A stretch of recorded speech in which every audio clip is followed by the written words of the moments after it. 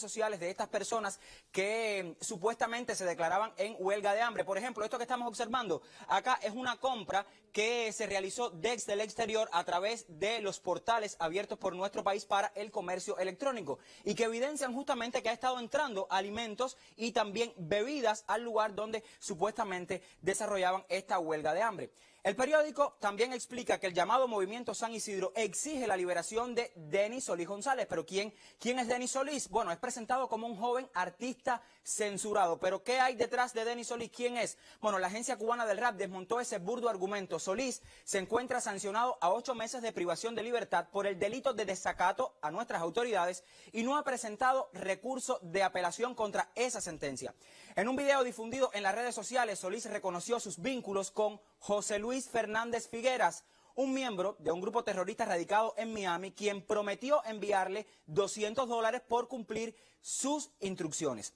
El fabricado Movimiento San Isidro, que atrajo a medios de prensa al Servicio de Intereses de Estados Unidos, no representa para nada a ese barrio habanero, abunda la nota. Su cabecilla, Luis Manuel Otero Alcántara, tiene un abultado expediente de provocaciones. Usted lo conoce sobre todo por aquellas imágenes que trascendieron en redes sociales donde mancillaba uno de nuestros símbolos nacionales, la bandera de la estrella solitaria. Estas provocaciones, por supuesto, amparado por la entonces encargada de negocios de la Embajada de Washington en La Habana, la muy conocida por estas acciones Mara Tecas. Ahora, vamos a abundar en otros elementos de lo que ha estado ocurriendo. El texto, aquí tenemos las imágenes de Luis Manuel Otero Alcántara que han trascendido a través de sus propias redes sociales y esto, según decía, a través de sus páginas era una manera de honrar al símbolo nacional que es la bandera cubana. Usted puede sacar sus propias conclusiones a partir de esto que estamos viendo en pantalla. Ahora, el texto de Granma explica que mientras se tejía el guión de la solidaridad con Denis Solís, se pudo ver a sus supuestos hermanos fiestando en un video que circuló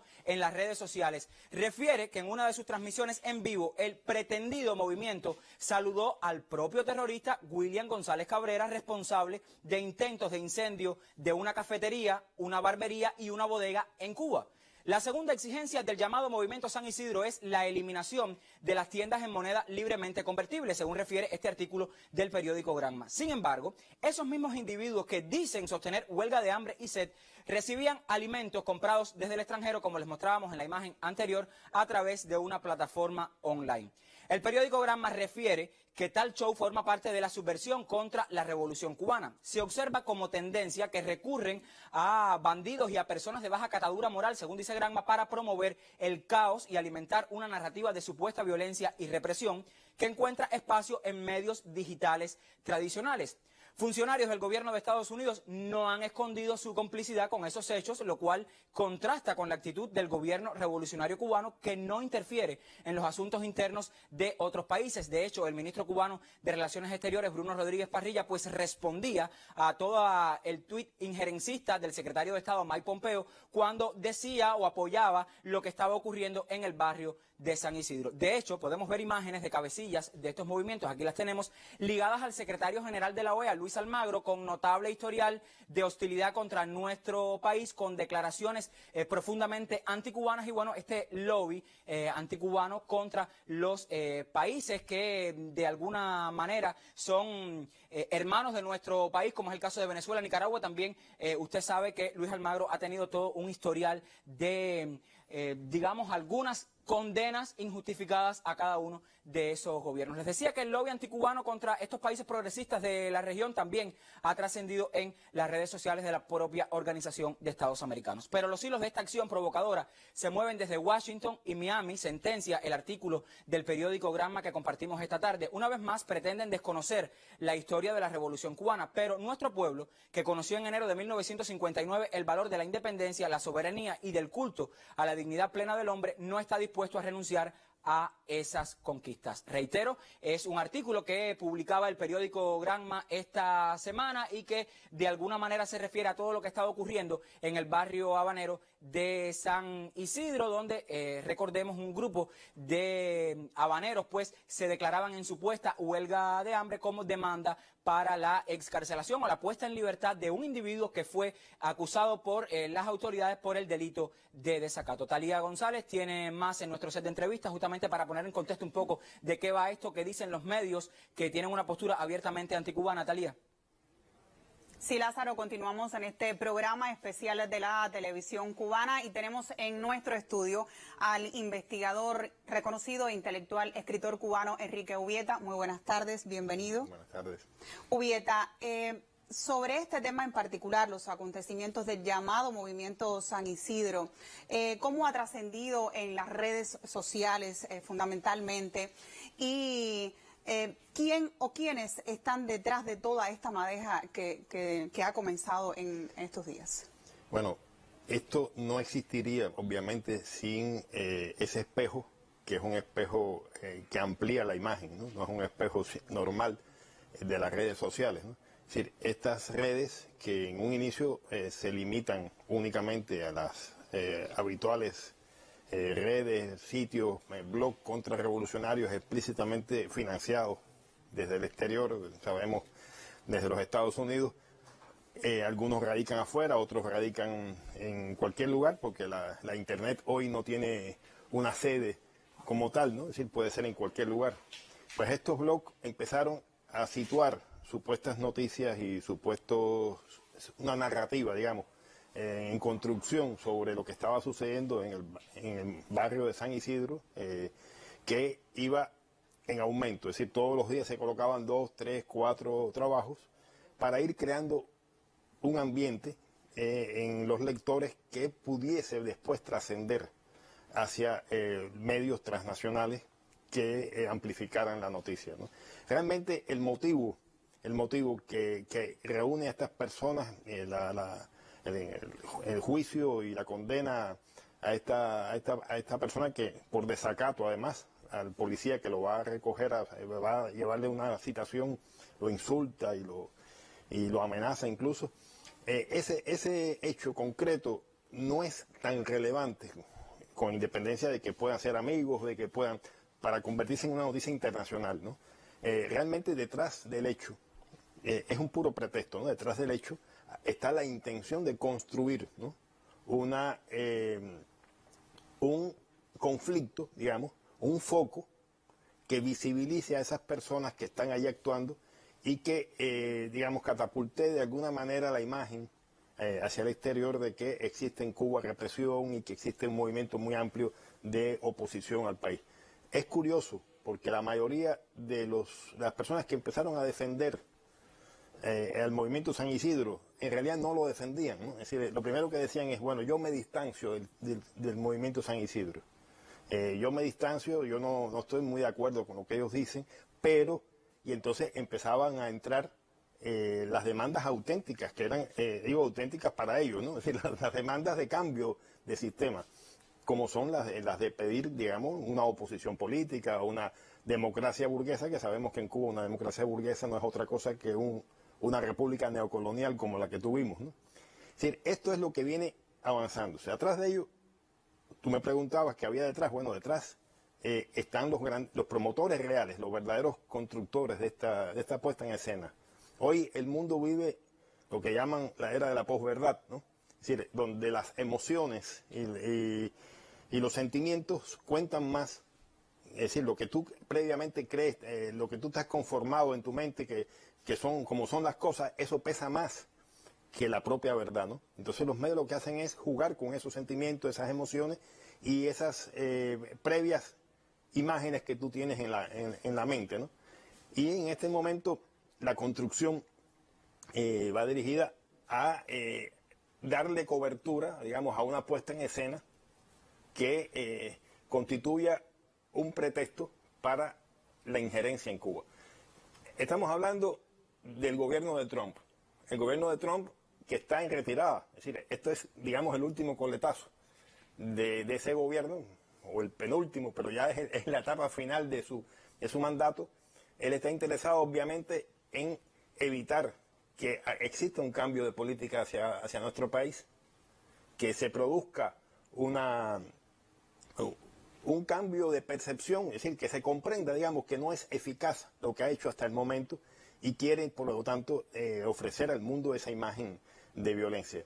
Yo creo que eso hace también, yo usaba el ejemplo de Malinche, estaba escribiendo el otro día sobre este tema, porque la Malinche y puede ser el Malinche, ¿no? No es un problema de mujer o de hombre, ¿no? Que en México adquiere un significado concreto. Fue una indígena que apoyó a los colonizadores, fue la amante de Hernán Cortés y contribuyó a la conquista de México. Es decir, ese es el símbolo, digamos, de la persona que ayuda al conquistador. Y es realmente una palabra, cuando le dicen a alguien, es una persona, una actitud malinche, es una actitud de traición, ¿no? Yo creo que aquí estamos hablando de personas que están, de alguna manera, y no me estoy refiriendo a si reciben o no reciben dinero. Me estoy refiriendo al acto concreto, a lo que hacen concretamente y al resultado de sus acciones. Están contribuyendo a las pretensiones de reconquista del imperialismo norteamericano sobre Cuba. Están construyendo un fenómeno que no existe. Mi pregunta es, ¿existe un movimiento de San Isidro? ¿De qué estamos hablando? Bueno, originalmente hay 4, 5, 6 personas que conforman lo que ellos llaman un movimiento. Uno cuando habla de movimiento habla de algo mucho mayor que eso, ¿no? Es decir, una agrupación que no tiene capacidad movilizativa a nivel social, ¿no? Integrado por personas con muy poco aval artístico, realmente. A ese grupo se sumaron algunas otras personas, creo que al final habían como 14 más o menos, pero que no pertenecían originalmente al grupo, ¿no? El grupo como tal, es decir, a ver, el nombre de movimiento es un nombre que necesitan los medios, necesitan las redes para impulsar la idea de que existe algo estructurado, de que no se trata simplemente de 4 personas que se han agrupado en una casa, como es en realidad, ¿no? Entonces, claro, lanzan el nombre de movimiento. El movimiento les sirve además para establecer una perspectiva política, que es lo que se busca. Es decir, hay una construcción, obviamente hay una construcción, ¿no? Es decir, nosotros, cuando alguien se lanza supuestamente en una huelga de hambre o de sed, claro que nos preocupa a los revolucionarios. Nosotros no queremos, este país ha hecho más por la vida de sus ciudadanos que cualquier otro país del mundo. Por la de su país y por la de cualquier otro país del mundo también, porque hemos salido a ayudar a salvar vidas a otros lugares. No podemos tampoco caer en el juego sencillamente de que nos puedan chantajear, etcétera. Pero hay que comprender que esto es una puesta en escena. Esto es una puesta en escena. Estamos ante una obra de teatro. Ante una obra de teatro. Y yo creo que la obra de teatro se ha ido desinflando y se va a ir desinflando cada vez más, poco a poco. Y las personas van a ir comprendiendo, porque muchas se preocuparon. Y se preocuparon porque es que la revolución nos ha sembrado los sentimientos estos de humanidad, que son naturales en nosotros. En medio de una pandemia donde Cuba ha dado todo para salvar a su pueblo, también, como decías, la solidaridad internacional. Es decir, imagínate que en el mundo, que en Estados Unidos están muriendo tantas personas, imagínate que los Estados Unidos están tratando de asfixiar a Cuba, tratando de que no llegue petróleo, que no lleguen alimentos, que no pueda comerciar Cuba, que no entre dinero al país, y entonces estas personas, que el presidente, el secretario de Estado, que se solidarizan con el pueblo cubano, se solidarizan con estas personas que están en una puesta en escena, porque quieren ayudar al pueblo de Cuba. Es decir, es una cosa tan hipócrita, tan cínica, ¿no?, que realmente no merece más comentarios. Episodios vividos también en ocasiones anteriores por nuestro pueblo y que hemos salido también en defensa de este proceso revolucionario que verdaderamente le ha dado las oportunidades a los cubanos de ser mejores personas, más humanistas y llevar ese humanismo a todo el mundo. Muchísimas gracias, Enrique Ubieta, por sus consideraciones. Gracias a ustedes por la oportunidad. A partir de estos acontecimientos sucedidos durante la semana en el llamado Movimiento San Isidro, nosotros durante este programa especial estaremos ofreciendo otros detalles para que la población cubana también conozca a profundidad verdaderamente lo que ha ocurrido, todo este montaje de redes sociales, de shows mediáticos, como denunciaba esta tarde el presidente cubano Miguel Díaz-Canel Bermúdez. Nos vamos con Lázaro Manuel Alonso a otra parte de nuestro set en este programa especial de la televisión cubana.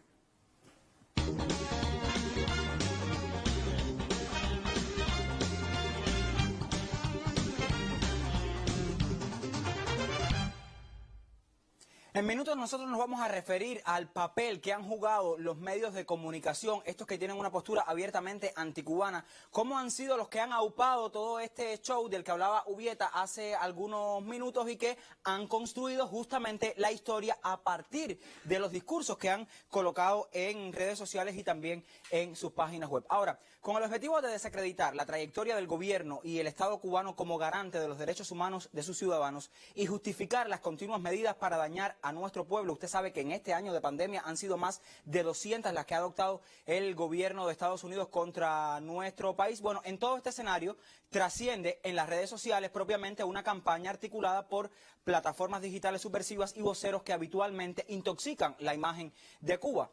En esta ocasión, como hemos comentado, se tomó como referente a un grupo de personas que se declaraban en huelga de hambre y de sed en el barrio San Isidro de La Habana Vieja. En su intento por doblegar la autoridad y la institucionalidad cubana, encontraron el respaldo del gobierno de Estados Unidos, que no dudó en utilizar incluso la vida de seres humanos para señalar a la revolución cubana. El pasado 18 de noviembre, miembros del autodenominado Movimiento San Isidro iniciaron una nueva provocación basada en una supuesta huelga de privación de comida y de agua para exigir la liberación de un integrante de este grupo, el ciudadano Denis Solís González, sancionado a 8 meses de privación de libertad por el delito de desacato a la autoridad. Con anterioridad, Denis había sido citado a la unidad de la policía para esclarecer vínculos con elementos terroristas de Miami. ¿Todo bien? Todo mal, todo está mal. Todo está mal, bueno, mira, escúchame. Hace falta que me presentes a las 14 horas, a las 2 tarde. Ahí tú y se ponga. Al negarse a asistir, las autoridades lo visitaron. Fírmame, claramente firme. Yo soy tremendo lepe. Yo no creo en uniforme. Usted es un penco envuelto en uniforme. Yo soy más p*** que tú y que todos los que te mandan a ti. Yo soy el lobo solitario. Así que síganme haciendo acoso para que tú la te vas a explotar. Donald Trump 2020. Donald Trump 2020. Ese es mi presidente. ¿Viste? Yo no creo en tu verdugo porque aquí no tengo presidente. ¿Viste? Yo no sé qué tú haces en mi casa, ¿sabes? ¿Cuál es tu falta de respeto con las 3 palomas morrones, ¿sabes? Los irrespetos contra una autoridad policial en Cuba tipifican el delito de desacato contenido en el Código Penal vigente en su artículo 144.1. Por esa violación, Solís González fue juzgado el 11 de noviembre y no presentó recurso contra la sanción. Pero el inicio del reclamo por su libertad mutó hacia una posición de fuerza que exigió además al Estado la eliminación de las tiendas en moneda libremente convertible. Una medida económica implementada para enfrentar el recrudecimiento del bloqueo durante la administración de Donald Trump. Los supuestos huelguistas publicaron en sus propios perfiles de redes sociales cómo recibían alimentos comprados desde el exterior. Y para avivar aún más la provocación, el 24 de noviembre recibieron en la vivienda de la calle Damas número 955 al periodista Carlos Manuel Álvarez Rodríguez, residente en México, quien llegó ese mismo día a La Habana procedente de Estados Unidos. Álvarez Rodríguez mantiene en sus publicaciones una postura abiertamente hostil contra Cuba y ha intentado desprestigiar incluso la labor solidaria de nuestros médicos en el exterior. En esta ocasión, el reportero violó los protocolos sanitarios establecidos por las autoridades cubanas para el control de la pandemia de COVID-19. Todo viajero que llega a la casa de su familia o a la dirección donde declaró en la comunidad deberá permanecer en aislamiento estricto dentro de la vivienda hasta que llegue el resultado del segundo PCR que se realiza al 5º día. O sea, el área de salud, coordinada con el área de salud, viene a su vivienda, le toma la muestra y una vez que tenga el resultado del segundo PCR negativo, ese es el momento en que el viajero deja de estar en un aislamiento estricto dentro de la propia vivienda a donde vino en la comunidad, o sea, de su familia o la de él, si llega procedente del extranjero. Además de no permanecer en la vivienda declarada al momento de su arribo al país, Álvarez Rodríguez tampoco respetó el aislamiento mientras se procesaba su PCR. Horas después se supo que el resultado de su primer examen era dudoso, por lo que las autoridades sanitarias procedieron a notificarlo y realizar una segunda prueba. Personal médico le solicitó presentarse en el policlínico correspondiente, alerta que el periodista desoyó. Ante la sospecha, las autoridades pertinentes radicaron una denuncia e hicieron cumplir el protocolo establecido para evitar contagios de COVID-19.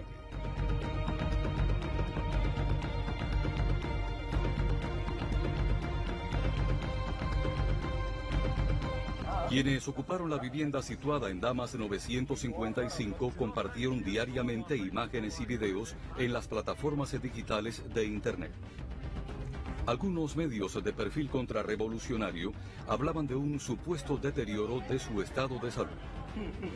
Sin embargo, las propias transmisiones en directo de quienes aseguraban estar en huelga de hambre y sed lo desmentían. ¡Salsa! Mientras tanto, encontraron respaldo en funcionarios del gobierno de Estados Unidos. El secretario de Estado, Mike Pompeo, desde su perfil en Twitter, instó al gobierno cubano a cumplir con las exigencias de los demandantes.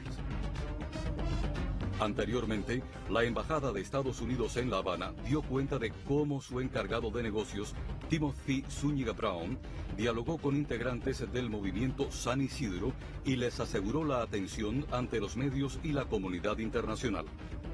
Desde su perfil en Twitter, el ministro de Relaciones Exteriores de Cuba, Bruno Rodríguez Parrilla, desmintió la declaración del secretario de Estado, Mike Pompeo, sobre estos hechos. Estados Unidos nunca ha apoyado al pueblo cubano, precisó el canciller. Su gobierno se ha empeñado en agredir a nuestro pueblo por todas las vías concebibles. Estados Unidos debe cesar y desistir de la injerencia en los asuntos internos de Cuba.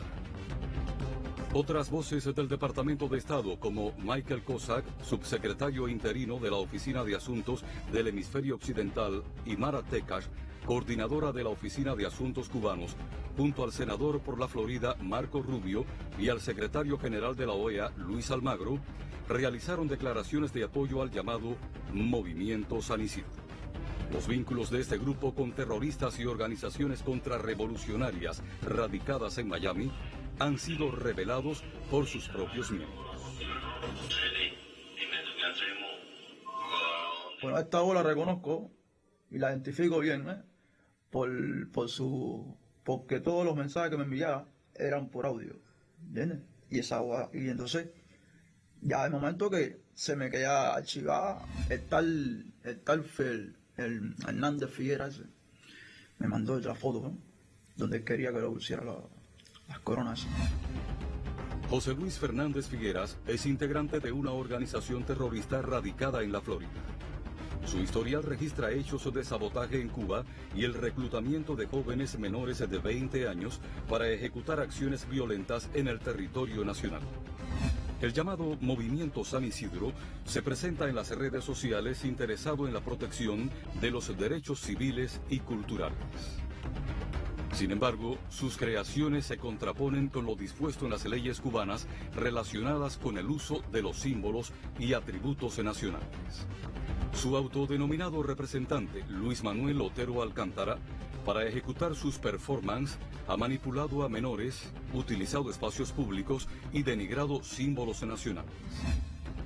Por esos actos ha gozado de la atención de representantes del gobierno de Estados Unidos en La Habana, de agencias como el Fondo Nacional para la Democracia y su sistema mediático anticubano.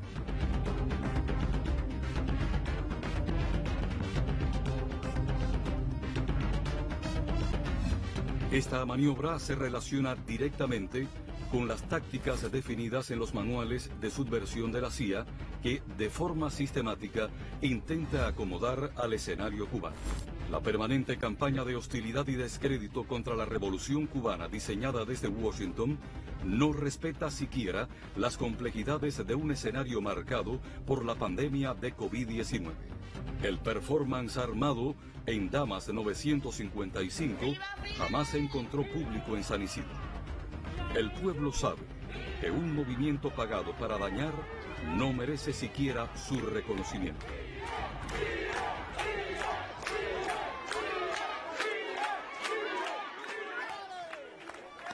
Bueno, este material que resume lo que ha estado sucediendo en los últimos días en el barrio de San Isidro, en el municipio de La Habana Vieja, deja al descubierto de alguna forma cuáles han sido las intenciones de este grupo de personas y qué es lo que está detrás de todo esto, pero si lo decimos en buen cubano, quizás no detrás, está adelante y por todas partes, porque decíamos que se ha upado desde los medios de comunicación que tienen la postura abiertamente anticubana, quizás para promover en nuestro país lo que desde la literatura y desde los propios manuales de la CIA se le conoce como guerra de cuarta generación, golpes blandos, revoluciones de colores. Y por eso justamente invitamos a nuestra transmisión a Javier Gómez Sánchez. Él es especialista de medios de comunicación, graduado del Instituto Superior de Arte de nuestro país y ha estudiado en profundidad todos estos temas. Buenas tardes, Javier, bienvenido. Buenas tardes, Gómez. ¿Es esto una manifestación de lo que conocemos como golpes blandos o puede ser uno de los indicios de cómo ocurren estos golpes?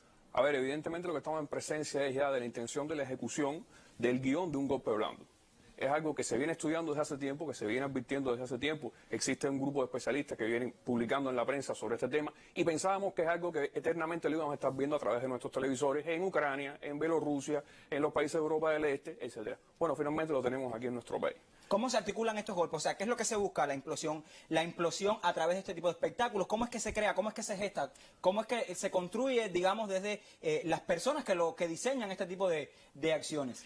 A ver, primero la preparación del terreno para un golpe blando no se hace en cuestión de meses, se hace en cuestión de años.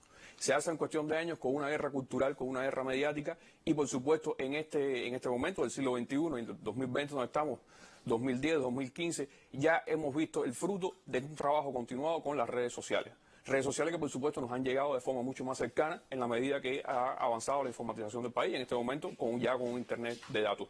Pero realmente la estrategia de utilizar las redes sociales para subvertir el orden político en Cuba data del 2004 con toda una evolución paulatina hasta este momento en que lo estamos viviendo. En el cual hay una intención, por supuesto, de con un grupo de medios digitales dirigirse a la mayor parte de la población que tiene acceso a Internet, medios digitales como Cibercuba, ADN, todas estas páginas que nosotros abrimos diariamente en nuestro Facebook y nos encontramos que constantemente nos bombardean con contenidos generales como la cola del pollo, la cola del esto, lo otro. Entonces, constantemente problemas, una pelea con un policía, supuestamente un disturbio en un lugar como que es una gran revuelta, en realidad es un fake news porque era simplemente una pelea entre un grupo de individuos.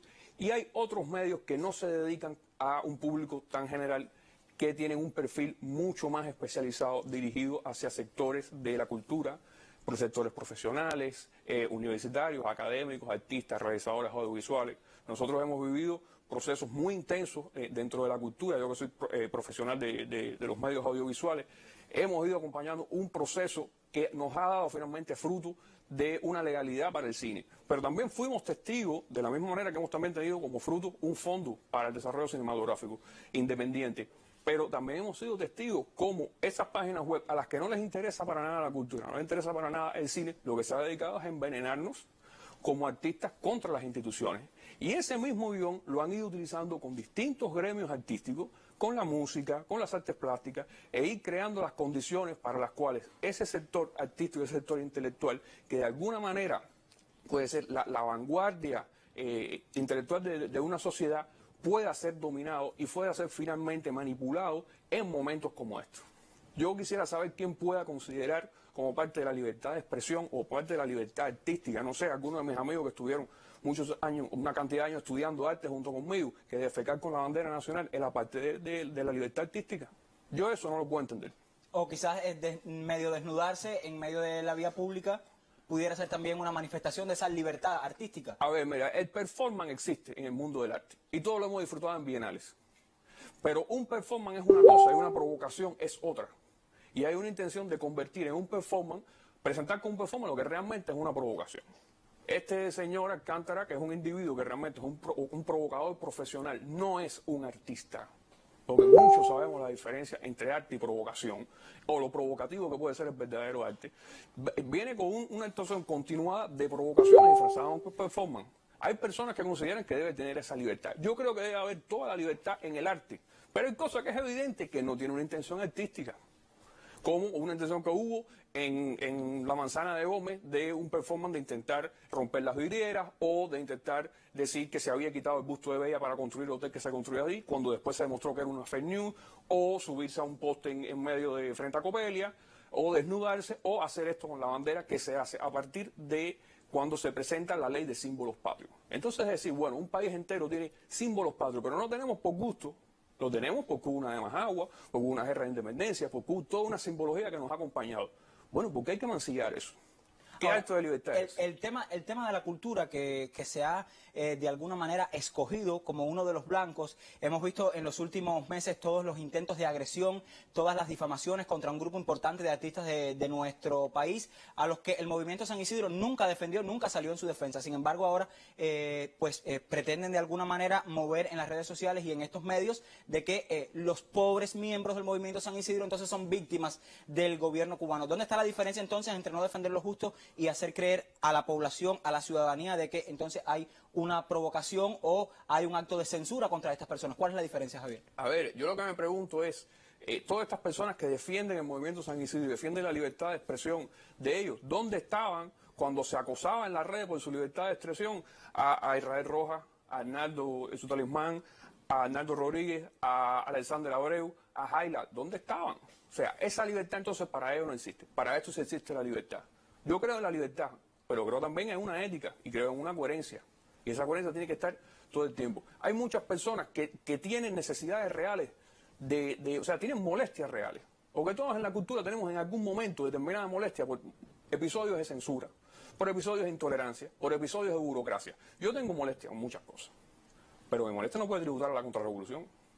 Y yo creo en la libertad, y creo en el diálogo con los jóvenes, y creo que tiene que haber una mejoría en cuanto al funcionamiento de las instituciones de cultura y el diálogo con los jóvenes, que tal vez no ha existido, y si hubiese existido mejor, tal vez estuviéramos en mejores condiciones en esta guerra. Pero yo no puedo inmediatamente convertir eso en defender a gente que tiene ya acumuladas 10 publicaciones de apoyo de la Embajada de los Estados Unidos, porque, no, perdónenme los que entiendan eso, pero yo no lo entiendo. Ahora, en este digamos, intento por organizar este tipo de golpes o de acciones dentro del país, ¿cuánto influyen los medios de comunicación? ¿Cómo intervienen? ¿Qué escenarios buscan promover en la sociedad? Mira, la presión de las redes sociales es muy fuerte. Las redes sociales son una especie de espacio público en el cual la gente es muy vulnerable a su imagen. Hay muchas personas en el gremio, en muchísimos espacios de la vida, que tienen determinada actitud pública en las redes sociales, que a veces no dicen todo lo que piensan. Y por privado sí te lo dicen. Y tú te preguntas, bueno, ¿por qué esto que me está diciendo por privado no lo dice ahí? Claro, no es sencillo, porque te insultan, porque te tildan de oficialista. Porque es un campo de batalla las redes sociales también. Por supuesto, te tildan de oficialista, que ha sido una etiqueta que han ido construyendo y construyendo con una herramienta de terror. Y la gente hace cualquier cosa con tal de que no lo tilden de oficialista. Entonces la gente se va por la moda y por si están defendiendo a alguien, entonces, bueno, voy a defenderlo también porque ese es el comentario que toca hacer ahora. Muchísimas gracias, Javier, por habernos acercado a estos temas que de alguna manera, aunque nos dicen que tenemos preguntas de personas que nos escriben a través de redes sociales y, por ejemplo, una usuaria que se ha comunicado con nosotros a través de nuestros perfiles en Facebook, pues preguntaba justamente sobre el papel de estos medios. ¿Qué mueve que estos medios abiertamente anticubanos, Javier, actúen de esta manera? ¿Es el financiamiento o es que estos medios ven en este tipo de acciones la libertad de expresión de alguna manera? No, evidentemente el financiamiento. O sea, Carlos Manuel, esta persona que fue y se introdujo en el lugar de los hechos y entonces se les extrajo por el tema del COVID, evidentemente, o sea, ellos mismos declararon que eran financiados por la NET y por Open Society. O sea, ya ni siquiera es esconder el dinero. Es decir, abiertamente estamos financiados y están buscando una naturalización de ese financiamiento, que sea completamente normal ser financiado y que sea completamente normal tenerlo en nuestro Facebook de amigos y que forme parte del folclore de nuestras vidas. Esa es la intención que tienen y que veamos la contrarrevolución como algo normal. Ahora, el hecho de que, por ejemplo, la página en Facebook y el Twitter de la Embajada de Estados Unidos en Cuba, de que altos funcionarios del Departamento de Estado, el propio secretario de Estado de Estados Unidos se hayan hecho eco de este asunto, hay como una marcada intención por preocuparse de lo que está pasando en San Isidro. Esto, digamos, ¿por qué ocurre esto? ¿Qué es lo que se busca con estas publicaciones de altas figuras del gobierno de Estados Unidos? Bueno, eso es lo que estamos viviendo hace 60 años. Lo que pasa es que ahora hay Facebook y Twitter. Y es pensar que el imperialismo va a cambiar su naturaleza porque pasamos de Obama a Trump y pasaremos de Trump a Biden. Muchísimas gracias, Javier, ahora sí por habernos acercado a estos temas que siempre ayudan a ilustrar un poco qué ha estado ocurriendo en este escenario complejo que se ha vivido en el barrio de San Isidro y siempre que contribuya a ilustrar a nuestro pueblo toda la realidad de lo que ha estado sucediendo, pues ciertamente es bueno porque la población también sabe lo que ha ocurrido. Más adelante nosotros nos vamos a acercar al tema legal, qué ha sucedido. Bueno, ¿es justo o no es justo? Hubo apego al debido proceso en el enjuiciamiento de Denny Solís. Para eso voy a conversar en este minuto con una persona de nuestro equipo de trabajo, pero que tiene amplio conocimiento sobre estos temas legales, Humberto López, abogado, también presentador de nuestros espacios informativos. Buenas tardes, Humberto, bienvenido. Sí, buenas tardes, noches ya en todo el país con este horario. Casi la noche. Así es. Humberto, el caso Denny Solís, hay una matriz de opinión que se ha fomentado desde los medios, estos medios que hemos estado conversando esta tarde, de que no hubo apego al debido proceso, no hay un acto de desacato hacia las autoridades. Ilústranos un poco de qué ha sucedido. Estamos hablando de dos temas diferentes. O sea, una cosa es el debido proceso y otra, lo que me acabas de plantear, que tiene que ver con el Empecemos acto por el delito, por lo que se de suma el desacato. delito. Mira, voy a comentarte primero del debido proceso. El debido proceso es una construcción que en Cuba, primero, yo creo que es una especie de construcción ideal. Hablar de debido proceso es como quizás poder hablar de democracia, que es un contenido amplio donde le puedes poner elementos. Pero en Cuba, Lázaro Manuel, después de la Constitución, de la nueva Constitución del año 2019, ya ese concepto queda muy bien, muy claramente enmarcado, porque dos artículos de la Constitución se dedican a definir qué es el debido proceso. O sea, el debido proceso no es más que algo que ocurre, es decir, un tránsito en un proceso que debe tener un grupo de condiciones que no son absolutamente mínimas. Estamos hablando de importantes condiciones que deben darse para que un proceso sea, vamos a poner una palabra, la palabra justo, Lázaro Manuel. Pero hay algo importante aquí. Por ejemplo, digamos, yo estoy en la posición del tribunal y tú eres el acusado. Que yo te sancione y que tú no estés feliz o contento con tu sanción, no quiere decir que no se cumplió el debido proceso. Porque el debido proceso implica justicia para ti, pero implica justicia para la otra parte, implica justicia para la sociedad. Y entonces decir que se incumplió el debido proceso porque, por ejemplo, fue rápido. Algunas personas, es decir, quienes están con este asunto, están hablando de rapidez. Es posible hacerlo con esa rapidez porque existe un proceso que se llama sumario y ese proceso te permite para determinados delitos con un marco sancionador pequeño. Marcos cortos, o sea, Sí, marcos cortos, establecer, o sea, ir mediante ese proceso, ese procedimiento sumario, reitero, y ¿qué ocurre? Es muy rápido, se desarrolla porque existen pruebas. Hace un instante tú estabas mostrando el video. Yo le pregunto a usted, ¿ese video es o no es una prueba? ¿Es o no una ofensa a una autoridad constituye o no desacato? Bueno, ya ese es el análisis del tribunal, pero ahora estoy en el punto de ¿es o no una prueba eso? ¿Es o no una prueba el testimonio de ese agente? ¿Puede el tribunal valorarlo en un corto periodo de tiempo? Sí puede. ¿Puede determinar que existe el delito? También puede. Los 8 meses de privación de libertad, pudiéramos ir hasta el Código Penal, usted puede hacerlo. Está establecido, o sea, es posible. Pero además, debido proceso, llega a otro punto que se comentaba hace un rato y creo que es importante tenerlo en cuenta. Usted tiene un recurso. Una vez que le notifico la medida que además, Lázaro Manuel, en este tipo de procesos se hace ahí al momento. Cuando son otros procesos, concluye la vista oral, usted se va, o si está detenido se mantiene detenido, pero no es en el momento, digamos, para que se pueda entender bien. En este proceso sí ocurre en el propio acto. El tribunal se retira, quedan las partes y se regresa en un tiempo prudencial y se da a conocer ahí mismo la decisión. Atendiendo al proceso, Lázaro, existen 3 días para apelar, vamos a usar este término, para recurrir a esa decisión. No lo hizo el acusado. El acusado no utilizó esa posibilidad. O sea que usted tenía como acusado, estamos hablando de esta persona, la posibilidad de hacerlo. No lo hizo. Venir después del proceso, venir por un cauce distinto a reclamar algo que usted no hizo dentro del proceso, ya es un problema. O sea, no podemos hablar de debido proceso cuando las partes, en este caso esta parte en el proceso, no utilizó ese recurso que podía perfectamente hacerlo en el marco, repito, de 3 horas, 3 días. Él pudo apelar a, digamos, a un tribunal, al Tribunal Supremo Popular, o sea, a otra instancia. A ver, toda decisión, y eso es debido proceso, es apelable. Y usted tiene un tiempo para hacerlo. Si usted no lo hace, después que usted deja vencer, estoy hablando en términos que podamos todos comprender, si usted deja correr, discurrir ese término, usted no puede venir a un tercero y decir, mira, no se cumplió el debido proceso. Por favor, tenías ese término ahí no, y tenías ese recurso, esa vía, no la utilizó, repito, esto es importante. Entonces, después han venido habeas corpus, Lázaro Manuel. El habeas corpus es otro proceso. Estamos hablando de una posible detención donde, en esa detención, se haya violado determinado aspecto, pudiéramos después profundizar en el habeas corpus, y entonces se interpone un recurso para que la persona sea puesta en libertad lo antes posible. Bueno, se presentó uno precisamente el viernes.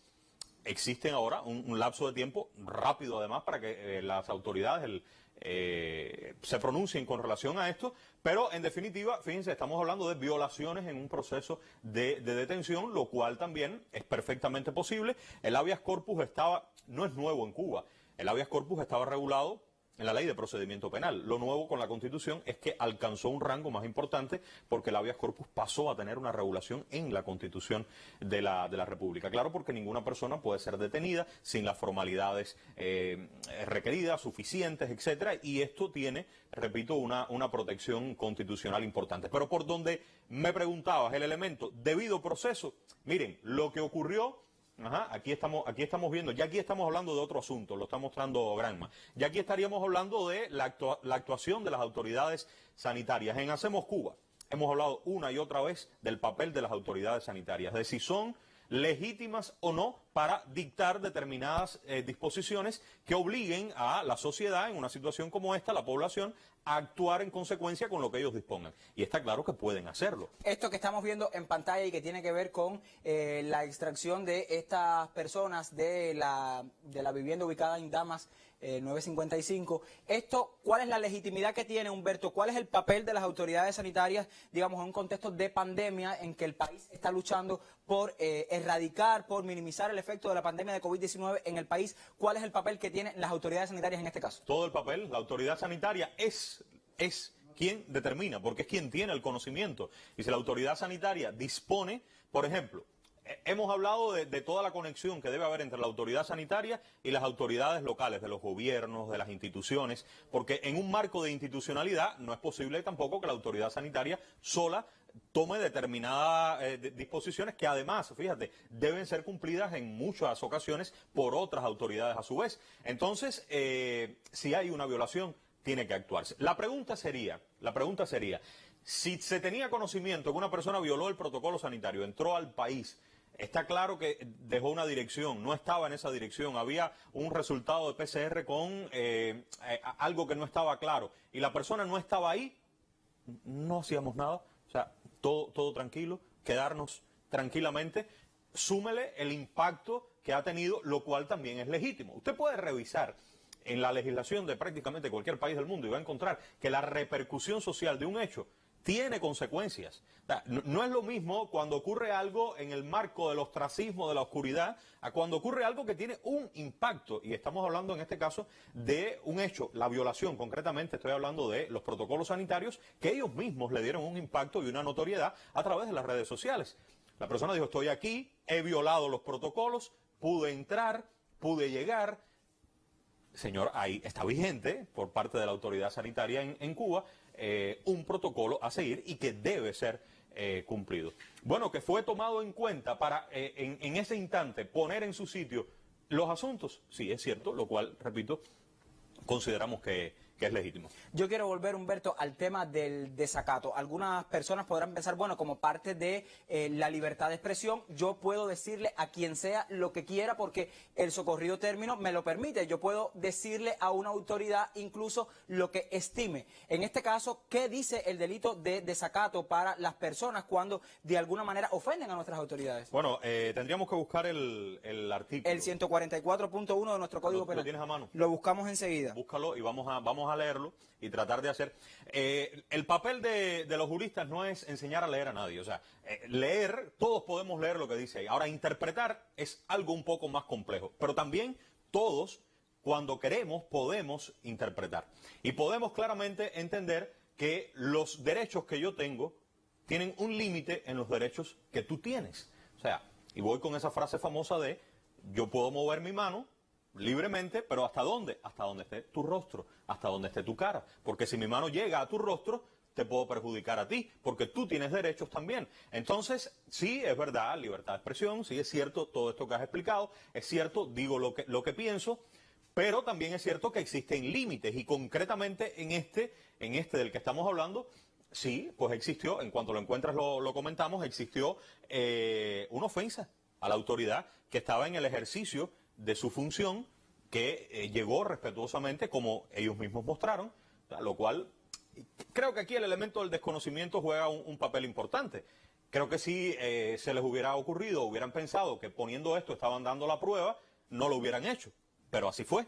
Aquí tenemos, Humberto, dice el delito de desacato que está en el artículo 144.1 del Código Penal vigente, el que amenace, calumnie, difame, insulte, injurie o de cualquier modo ultraje u ofenda, de palabra o por escrito, en su dignidad o decoro a una autoridad, funcionario público o a sus agentes o auxiliares en el ejercicio de sus funciones o en ocasión o con motivo de ellas, incurre en sanción de privación de libertad de 3 meses a 1 año o multa de 100 a 400 cuotas. Ahí está el punto. Fíjate que llegas hasta 1 año. En este caso, estamos hablando, voy a precisar, del Tribunal Municipal de La Habana Vieja. Fue el tribunal que impuso la sanción. Estás hablando de un marco sancionador que llega hasta 1 año. No estuvo en el límite máximo, estuvo en 8 meses de privación de libertad. Efectivamente, la apelación es para que sea resuelta en un tribunal superior. En este caso estaríamos hablando ya del tribunal provincial, porque quien sanciona es el tribunal municipal, repito, de La Habana Vieja, y este recurso no se estableció. Fíjate, cuando interpretamos lo que acabas de comentar, y si tuviésemos a mano, yo mostrara el video, fíjate, Lázaro Manuel, mostrara el video, y en tanto muestro el video, voy leyendo el artículo. Y no me queda más que decir. Quizás en el transcurso de esta transmisión nosotros podamos volver justamente al fragmento donde ocurre ese intercambio entre Denis Solís y la autoridad, o sea, el policía que en ese momento el oficial fue a visitarlo a su casa, porque recordemos, Humberto, sí. Denis Solís había sido anteriormente convocado a la unidad de Cuba y Chacón para que esclareciera un grupo de vínculos que tenía con este terrorista que hemos estado comentando en la tarde de hoy, una citación a la que él no acudió, y por eso es que el oficial de la policía lo visita en su casa. ¿Querías agregar? Sí, no, lo que te iba a decir es que esta persona, para que ocurra el delito, es importante también que a quien ofende esté en el ejercicio de sus funciones. Y obviamente, si usted está uniformado y usted fue a cumplir esa función de citar, tal como comentabas, estaba en el ejercicio. Quiero mostrar, Lázaro Manuel, de Cuba Debate, un artículo que está tomando posición en las redes ahora mismo, y después quiero conversar con el viceministro de Cultura. Está con nosotros Fernando Rojas aquí en el estudio. Creo que hay muchísimo interés por conocer desde la visión del Ministerio de Cultura qué fue lo que ocurrió en la jornada de ayer. Sabemos que hubo un encuentro, sabemos que hubo una reunión, y vamos a hablar de eso con el viceministro que está aquí con nosotros. Te dejo entonces con Cuba Debate. Sí, ¿quiénes diseñaron este montaje? San Isidro, aquí está Cuba Debate, hablando de un grupo empeñado en lastimar a un país. Hay gente haciendo todo para que este año, marcado por las angustias de una pandemia mezclada con las 1000 vueltas de tuerca que ha experimentado el bloqueo, termine mal para Cuba. Es el modo que han encontrado para sacarse 2 espinas en un acto. Las espinas serían la desafiante resistencia cubana y la sonora derrota trumpista, está diciendo Cuba Debate. ¿Con qué derecho puede alguien que no tiene ninguna obra intelectual o artística, o incluso si la tuviera, que no es el caso, ofender, escupir, herir de obra o de palabra el cuerpo o los sentimientos de la mayoría, y aún así pretender que se le reconozca o admita sus exigencias, aunque sean descabelladas e incluso, como ya hemos dicho, ilegales? Las acciones del grupo exhibidas por ellos mismos en redes tienen tanto carácter antisocial, de irrespeto y de provocación, como de banderas de las barras y las estrellas. ¿Y el arte? Se pregunta Cuba Debate. Por ninguna parte, pero hay que hacer creer que sí lo hay. Importante, hacer creer que sí hay arte. Por eso la convocatoria a la solidaridad del gremio, primero en las redes y luego en la calle, como manda el manual de Gen Sharp sobre la guerra no convencional. La puesta en escena de este llamado MSI, con una demanda hoy y otra mañana, y cada una más absurda que la anterior, tiene todas las señas de identidad de las maniobras que históricamente han desplegado los enemigos de la paz, de la tranquilidad y también de la convivencia respetuosa. Aquí hay un grupo de ideas que les recomiendo leer, conceptuales, que permiten entender, tener esa información que muchas cubanas y cubanos han recabado a partir de lo que ha estado sucediendo en las últimas jornadas. Creo que hay algo importante, y es tener claro quién es el enemigo. El enemigo real es el imperialismo y los que financian las acciones mercenarias. Estos, los de San Isidro, son peones del imperio, que son los que trazan la pauta, son los que trazan el camino, y estos son los ejecutores. Por allá están las órdenes, los designios y el dinero. No han faltado en las redes los entusiastas defensores de una equivalencia entre la actuación del Estado y quienes lo atacan con saña y después pretenden que se esté defendiendo. La posmoderna equivalencia de todas las verdades aquí es derrotada por los hechos, de una provocación tras otra, de una transgresión tras otra. Las víctimas de San Isidro han emergido vivos, sanos y salvos. Incluso de las últimas, de las anteriores, siempre salen sanos, siempre salen salvos. Además de la visible conducta antisocial de algunos de ellos, sus actitudes traslucen con una certeza: en Cuba no se tortura, no se asesina, ni se desaparece a nadie desde 1959. Quienes diseñaron la farsa de San Isidro se equivocaron de país, se equivocaron de historia y se equivocaron de cuerpos armados. Por supuesto, también se equivocaron al elegir a sus líderes para el eterno proyecto de destruir a la revolución cubana. Los seleccionadores y los elegidos carecen de moral para sostener una pelea por el corazón de Cuba. Una pausa y ya volvemos en esta transmisión especial de la noche de hoy.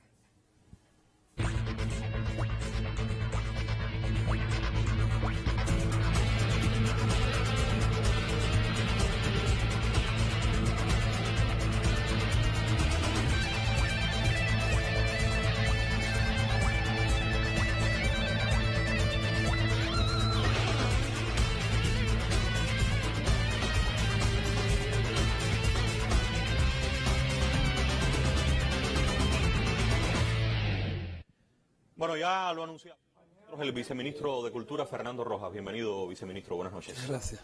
Bueno, se impone en esta transmisión donde estamos tratando de encontrar luces sobre lo ocurrido, su presencia.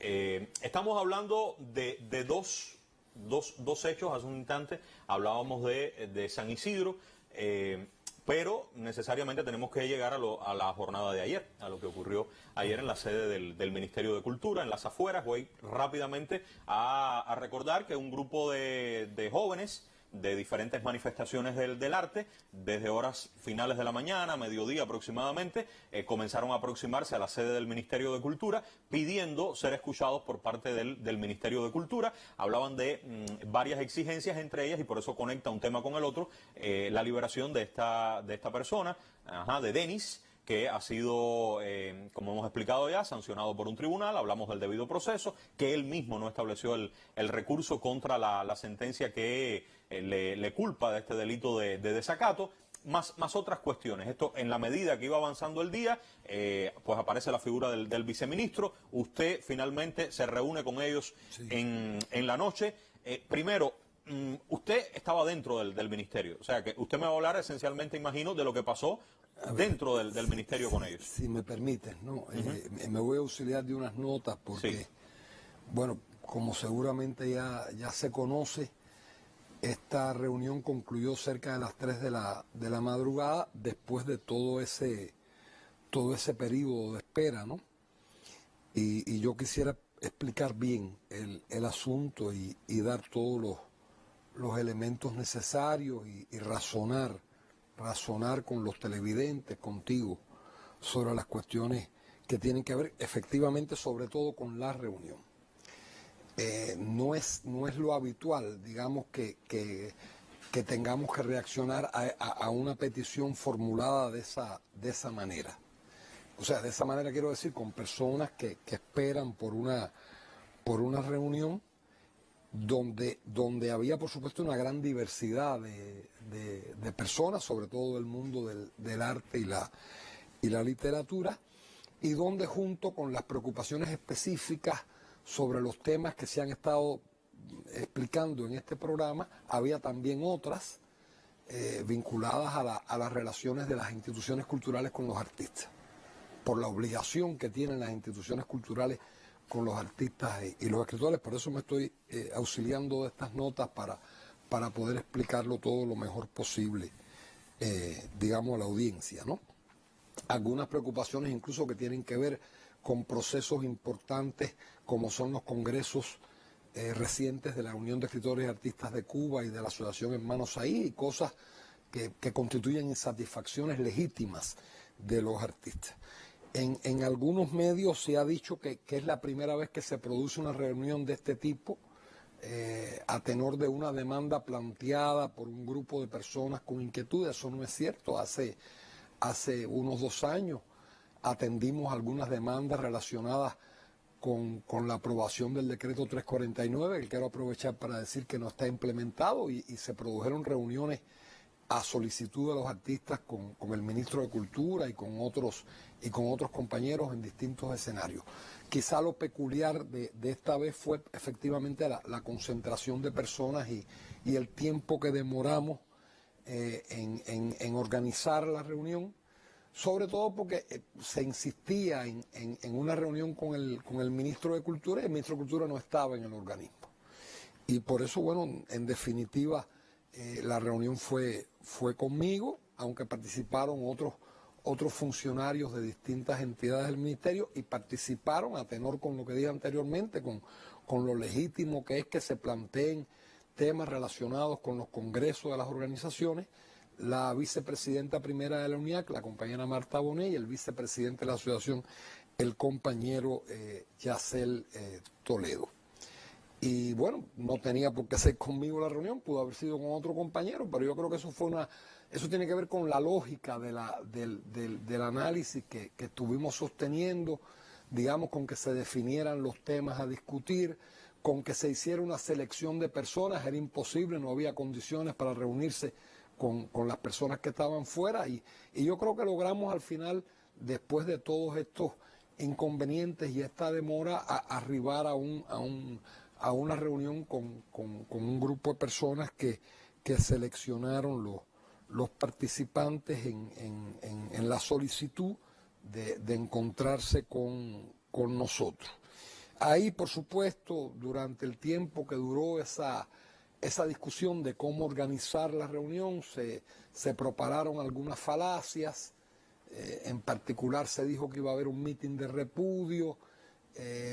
Yo tengo que decir que tuvimos la voluntad, tanto artistas que esperaban porque nos pudiéramos reunir, como nosotros, los representantes de la institución, de no dejarnos provocar por esas falsificaciones que tuvieron lugar durante el día, que evidentemente fueron inventos de algunas personas o medios que querían distorsionar la realidad, y pudimos constructivamente arribar a una conclusión para podernos congregar, para podernos encontrar en el ministerio, mientras esperaban afuera las personas que querían, digamos, estar seguros de que se había producido, digamos, el necesario contacto con un grupo muy diverso, donde estaban personas, digamos, relacionadas directamente con los acontecimientos que han sido narrados aquí, otros artistas y escritores que estaban allí, y personas, digamos, que se habían ofrecido, que hablaron con estos jóvenes que estaban en las afueras del ministerio y con nosotros, como es el caso de Jorge Perugorría y el Premio Nacional de Cine Fernando Pérez, para participar y contribuir a la solución de los planteamientos, ¿no?, de los artistas. ¿Usted está queriendo decir que el Premio Nacional de Cine Fernando Pérez y Jorge Perugorría fueron convocados por ustedes? Quiero decir que nos pusimos de acuerdo en eso, o sea, que tuvieron una disposición, pudiéramos decir, de motu propio, espontánea, para contribuir a la discusión, y estuvieron en la discusión, y yo creo que contribuyeron, y por supuesto a nosotros nos pareció bien, y a las personas que estaban, digamos, reunidas con nosotros también. Ahí, bueno, éramos unas 32, 33 personas, 35 quizás con nosotros los representantes de la institución. Ya mencioné la presencia de representantes de la UNIAC y la Asociación Hermanos Ahí, y escuchamos con atención los planteamientos que nos hicieron. En particular las preocupaciones con dos de las personas que han sido mencionadas en este programa, con su integridad, con el debido proceso, como se ha mencionado. Cuestiones, digamos, más generales, estoy haciendo como una aproximación a la agenda, ¿no? Sí. Que discutimos. Cuestiones más generales relacionadas con la aplicación de la ley, con los derechos, y sobre todo, digamos que fue el asunto que más discutimos, cuestiones directamente relacionadas con la manera en que las instituciones trabajamos, atendemos, bueno, como uno de ellos mismos dijo, la obligación que tenemos nosotros de que existimos porque existen los artistas y los escritores, y la obligación, por lo tanto, que tenemos de atenderlos, de representarlos, de trabajar para su promoción. Absolutamente, absolutamente. Y bueno, otros temas, en una convención de 4 horas debes comprenderse... 4 horas. 4 horas. ¿Hubo violencia verbal en esa reunión? No, fue una discusión difícil, por supuesto, no fue complaciente, ¿no? Pero no se puede decir que hubo ningún tipo de violencia verbal, no, de ningún tipo. Y hubo, digamos, debo decirlo, en una discusión entre compañeros, entre personas que nos estábamos entendiendo, que por supuesto con muchas cosas en las que discrepábamos o no discrepábamos tanto, pero si te fijas por los temas que mencioné, con determinada dificultad para poderlas abordar, y en medio, por supuesto, de toda la preocupación que hay con el destino, con la salud, con la vida de determinadas personas, y de todo el debate que hay relacionado con eso. Por supuesto que no era una discusión sencilla, pero hubo solo un planteamiento, apenas un planteamiento de tipo político directo, a pesar de que fue una reunión crítica, de que fue una reunión donde se dijeron cosas que no le gustaron a algunos de nosotros, no le gustaron a otros, pero yo creo que arribamos en medio de esa dificultad a un ambiente constructivo, donde primó un aporte colectivo, una discusión, yo lo afirmo, en esencial entre compañeros, yo incluso lo dije allí, entre revolucionarios, y de la que partió el interés, el deseo, la voluntad de seguir dialogando. Yo creo que ese es el resultado, digamos, esencial. Y por supuesto, lo dijimos nosotros, los representantes de la institución, lo dijeron las personas que estaban reunidas con nosotros, artistas, promotores, otras personas que se consideró por parte de los que llegaron en las primeras horas de la mañana que debían participar, las personas que mencionamos que querían contribuir a la solución de la discusión.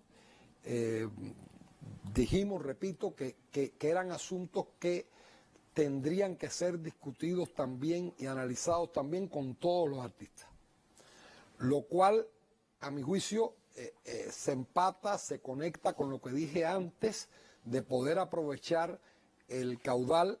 Esto no es algo que yo había dicho anoche, lo quiero dejar claro, es algo que es razonado, digamos, después de conocer los resultados, después de participar del final de la reunión y de leer lo que se ha estado publicando hoy por diversas vías, que conectemos, que yo creo que va a ser muy útil y muy sano, como estamos pensando en discutir con todos los artistas, que conectemos estos resultados con las cuestiones que se han planteado en los procesos de la UNIAC y de la Asociación Hermanos Ahí. Ahí, por supuesto, recibimos críticas, los participantes hicimos críticas unos a otros, y repito, yo creo que se logró un ambiente constructivo, por supuesto en unas circunstancias muy difíciles por todo lo que se ha estado relatando acá. Nosotros, la institución se comprometió a interesarse por la situación de Denis Solís, del que se ha hablado acá, a esclarecer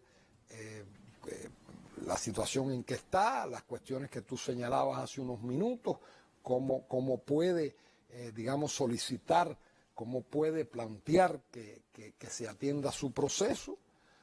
También les dijimos que nos interesaríamos por la salud de Luis Manuel Otero Alcántara. Yo creo que eso es una expresión de buena voluntad, es algo que hemos estado conversando y que hemos estado, digamos, durante el día de hoy siguiendo. Le expresamos nuestra disposición a discutir estas cuestiones más generales relacionadas con la aplicación de la ley, con cuestiones de derecho, nuestra disposición, aunque debo decir, y eso se entiende seguramente por lo que nos están mirando, que no es un tema solamente que tenga que ver con el Ministerio de Cultura, y sobre todo, nos comprometimos todos a trabajar con todos los artistas en una agenda de trabajo en diversos temas, que es a lo que más me he referido durante esta intervención, sobre las relaciones y la labor y el compromiso de las instituciones con los artistas. Saldo positivo entonces el del encuentro. Yo creo que sí. Hay temas, pudiéramos decir, más puntuales, como el tema que tiene que ver con determinados espacios que se llaman, se conocen como espacios de artistas independientes. Es una cuestión que vamos a seguir evaluando. Yo creo que primó un clima de respeto. Después de esa larga discusión, las personas, tanto los que estaban reunidos como los que permanecían fuera del ministerio, se pudieron retirar sin ninguna dificultad, que era una de las preocupaciones que tenían. Ese punto también fue muy importante, que no hubiera ningún tipo de violencia. Yo creo que eso sucedió así. He leído diversos testimonios que lo confirman, y quiero terminar como terminé anoche esa discusión, porque además también lo dijeron algunos de los participantes desde posturas y posiciones muy diversas, lo tengo que decir, que es que nosotros vamos a actuar en estos temas y en otros, y creo, perdón si es un atrevimiento lo que voy a decir, que debiera ser la lógica con la que todos trabajemos. Vamos a actuar con total apego a nuestra Constitución, lo dijeron los participantes, lo dijimos nosotros al concluir el encuentro, y por supuesto todas estas cosas con las que nos comprometimos y con las que tenemos la voluntad de seguir avanzando, las vamos a emprender con total apego a la Constitución, que ha sido aprobada por la mayoría de los cubanos, y a la vez, y lo dijimos ayer allí, insistimos en denunciar la injerencia de agencias federales del gobierno de los Estados Unidos en determinados temas de nuestra cultura.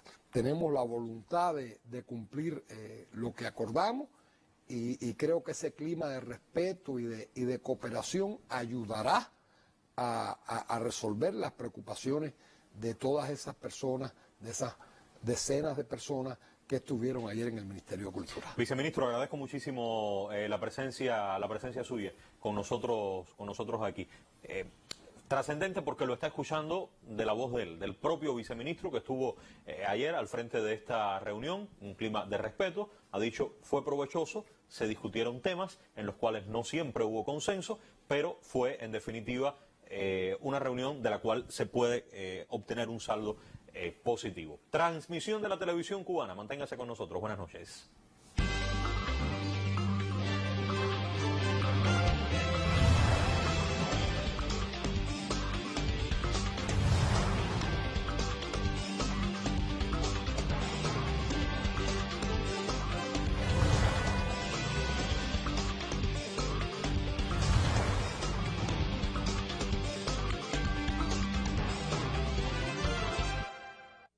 Siete 41 minutos, vamos a continuar en esta transmisión especial y revisamos lo que ha publicado sobre el tema este 28 de noviembre el periódico de la Juventud Cubana, Juventud Rebelde, con el texto La farsa de San Isidro. Dice Juventud Rebelde: en las últimas horas, ante los sucesos en San Isidro, dice este texto, hay que recurrir a las publicaciones de algunos miembros del movimiento San Isidro en octubre del año 2020, mes en el que es un deber detenerse con total intencionalidad. Transcurría la fase final de las elecciones en Estados Unidos y los integrantes de este grupúsculo, con una audiencia sustancialmente radicada en el sur de la Florida, hacían campaña día tras día en favor de la reelección de Donald Trump. Aplaudían todo ese daño a Cuba y, como si no fuera suficiente, dice Juventud Rebelde, le pedían que apretara más. Yo reitero que en este año, el año de la pandemia, el gobierno de Estados Unidos ha adoptado 200 medidas contra nuestro país, sobre todo para buscar la asfixia económica de los cubanos. Trump, dice Juventud Rebelde, el ídolo que abrazan, representaba la permanencia y arreciamiento de una política de asfixia económica concebida desde inicios de la década del 60 para afectar la vida del pueblo cubano. En pos de ello, sus miembros pedían a sus acólitos de Miami que votaran por el actual mandatario. A esa dura militancia trumpista pertenece Denis Solís, dice Juventud Rebelde, el hombre cuya libertad clama el movimiento San Isidro y a quien se puede ver gritar enardecido: Trump 2020 es mi presidente, al mismo tiempo que ofende y desafía a las autoridades cubanas. Y solo para dejarlo en este punto, dice Juventud Rebelde que la derrota de Donald Trump en las elecciones, que abre el camino de la presidencia a Joe Biden y con la posibilidad de retomar la senda del proceso hacia la normalización de las relaciones iniciado con Obama, al margen de la convergencia de intenciones en cuanto a injerencia y agresividad contra Cuba, pero con métodos diferentes, contravenía los deseos de este reducido grupo de personas de mantener esa política de asfixia total para inducir al malestar, la irritación y en algún momento el tan pretendido estallido social para nuestro país. Y yo tomo como referencia a Juventud Rebelde porque en los últimos minutos de esta transmisión voy a conversar con un joven recién graduado de una universidad cubana. Él es físico, ya es profesor de la propia universidad. Josué Benavides, gracias por acompañarnos esta tarde. Y yo quisiera un breve planteamiento, razonamiento de cómo los jóvenes universitarios ven este asunto, lo que ha estado pasando esta semana, cómo interpretarlo desde el punto de vista de nuestra juventud. Sí, muy buenas tardes, Lázaro. Es interesante porque me decías que cómo pensaban los jóvenes universitarios, entonces me acordé de Silvio Rodríguez, que una vez creo que se lo contaba a Mauri, y le decía que en Chile le coreaban que él era el representante del pueblo de Cuba, y él dijo, eso como que me queda un poco grande. Hago un paralelismo porque estoy representando a una parte de la juventud en Cuba. Eso me parece muy importante.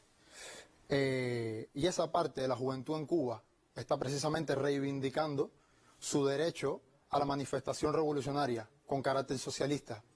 ¿Por qué te tengo que hacer hincapié en que tiene que reivindicar o en que está reivindicando el derecho a defender la revolución y el socialismo en Cuba? Porque existen determinadas tendencias que se manifiestan a raíz del movimiento. El movimiento no es el principal problema, sino todo lo que trae asociado. Y la masa de juventudes y la masa de personas que arrastra. Lo que te quería decir es que hay un grupo de personas que está llamando al linchamiento, son pocos llamando al linchamiento, hay otros que están, que tienen un discurso pretendidamente humanista y progresista, con muchas contradicciones precisamente y fundamentalmente en esa práctica, cuando llaman al linchamiento, hablan de libertad de expresión y luego le pasan por arriba a esos mismos preceptos que tienen en su argumentario, ¿no? Y precisamente por eso es que nosotros llamamos a reivindicar la defensa en nombre de la juventud universitaria, una parte de la juventud cubana, a defender la revolución y el socialismo. Ahora, esa defensa que tiene que ser inevitablemente con el argumento, con el conocimiento de qué está detrás, porque nosotros decimos, bueno, es ahora el movimiento San Isidro, pero el movimiento de San Isidro es de alguna manera la pieza que se mueve, pero hay un interés superior y es lo que decíamos, los intereses del gobierno de Estados Unidos por promover ese cambio de gobierno en Cuba, que ha sido una práctica durante todos estos años de la Revolución Cubana. Ahora, desde esa práctica de reivindicación revolucionaria, los jóvenes han convocado para mañana, de alguna manera, hacer sentir también qué piensa esa juventud revolucionaria cubana. ¿En qué consiste esta convocatoria? Esta convocatoria que surge a partir precisamente de un grupo de jóvenes que estamos un tanto inconformes con el tratamiento que se le está dando a determinada simbología, a determinada narrativa que está alrededor de la revolución. El otro día se hablaba en el dialogar que existía una disputa en cuanto a una disputa sobre los objetos que ha creado la revolución, una disputa sobre Martí, una disputa sobre lo que es el pueblo, una disputa sobre el concepto de revolución de Fidel. Y precisamente nosotros vamos a reivindicar en la actividad de mañana, en la Tangana, vamos a reivindicar el derecho a la espontaneidad revolucionaria.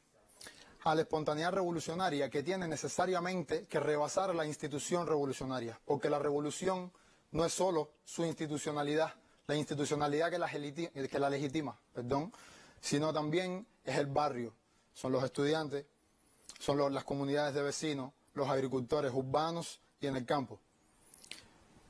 Esa espontaneidad revolucionaria es la que nosotros estamos defendiendo. Principalmente estamos defendiendo nuestro derecho a la defensa del socialismo. ¿Dónde será, Josué? Será en el Parque Trillo. ¿A qué hora? A las 4 de la tarde.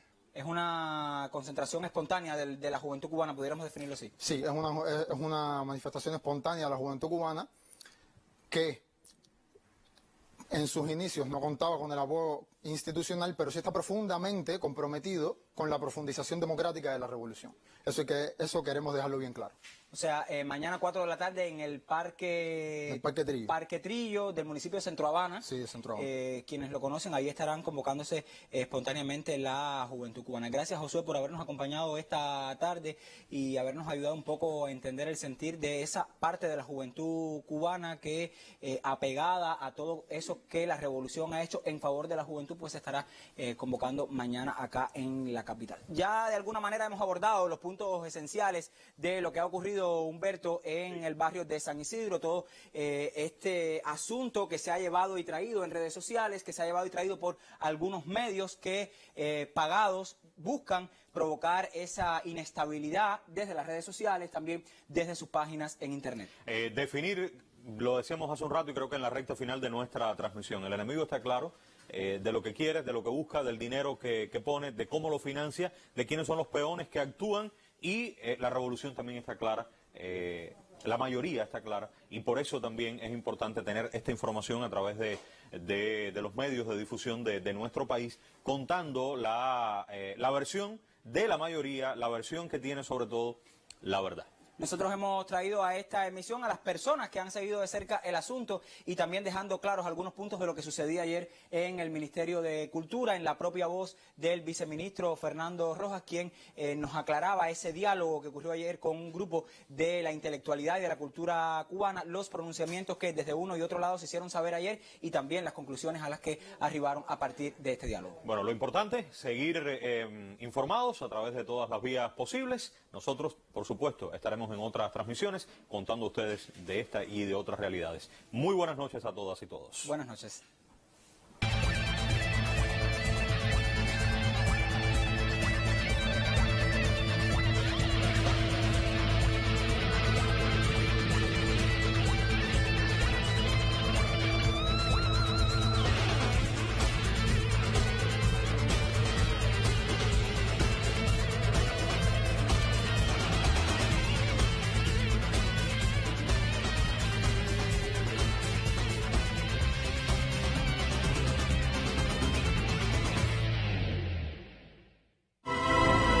El 30 de noviembre de 1956 se produce el alzamiento de la ciudad de Santiago de Cuba, acción armada organizada por el movimiento 26 de julio y dirigida por Fran País para apoyar el desembarco de los expedicionarios del Granma.